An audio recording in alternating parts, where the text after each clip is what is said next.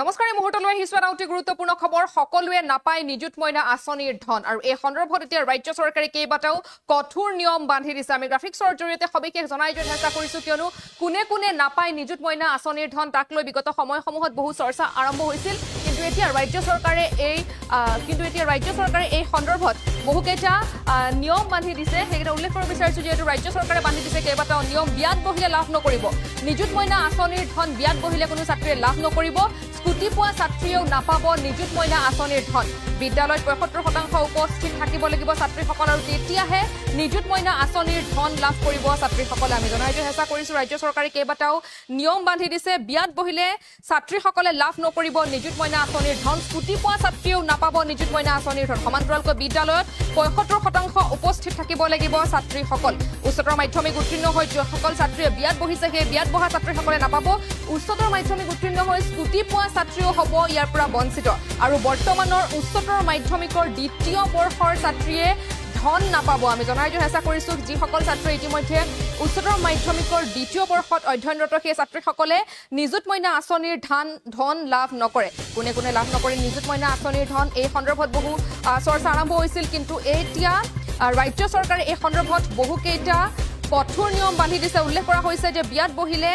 ছাত্ৰীসকলে লাভ নকৰিব নিযুত মইনা আঁচনিৰ ধন স্কুটি পোৱা ছাত্ৰীয়েও নাপাব নিযুত মইনা আঁচনিৰ ধন তাৰ পিছতেই বিদ্যালয়ত ৭৫% ছাত্ৰীসকল উপস্থিত থাকিব লাগিব তেতিয়াহে ছাত্ৰীসকলে লাভ কৰিব নিযুত মইনা আঁচনিৰ ধন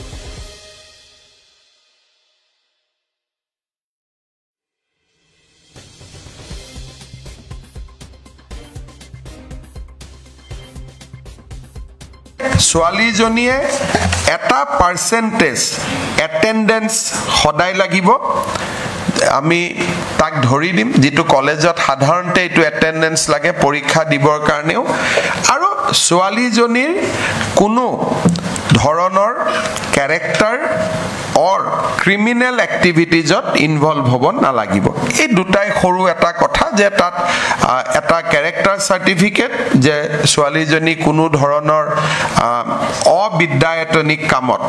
যেটো আমাৰ সাধাৰণতে প্ৰিন্সিপাল জনে দিয়ে ক্যাৰেক্টাৰ মানে সেই ক্যাৰেক্টাৰটোত আমি যাব খোজা নাই ক্যাৰেক্টাৰ মানে অবিদ্যায়তনিক কিবা কাম কাজত আছে নেকি যে স্কুলত ৰেগুলাৰ নহয় কাবাৰ লগত কাজিয়া পেছাল লাগিছে যেটো আমি ৰেগিংত জড়িত হয়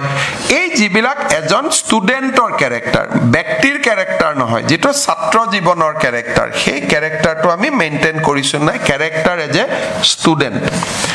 এটেন্ডেন্সটো ৰাখিছো নে নাই এই দুটা কথা ক্লিয়াৰ কৰি দিয়াৰ লগে লগে এই ছোৱালীখিনিয়ে সেকেন্ড ইয়াৰতো এই পুঁজি পাই থাকিব তাৰ পিছত থাৰ্ড ইয়াৰ পাব থাৰ্ড ইয়াৰতো পাই থাকিব যিসকলে 4th ইয়াৰ ডিগ্ৰীত এডমিশন লৈছে তেওঁলোকে 4th ইয়াৰতো পাব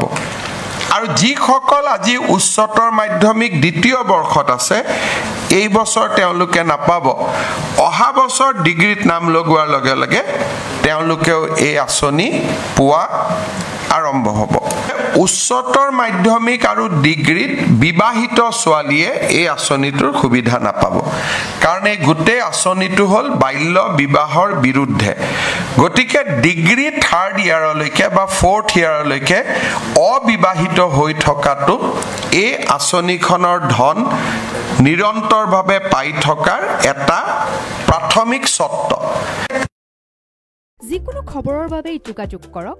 7099017330 আৰু 7099017110 নম্বৰত যিকোনো খবৰৰ বাবে